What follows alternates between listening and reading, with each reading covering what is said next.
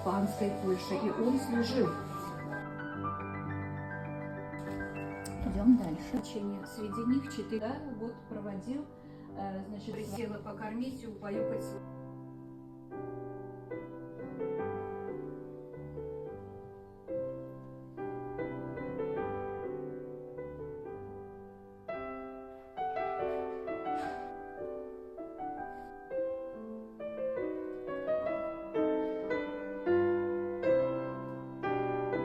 Dla daczy, czy jakieś kubki, jakieś, wiesz, na piwko, takie rzeczy, Tak. białoruskie po prostu, no?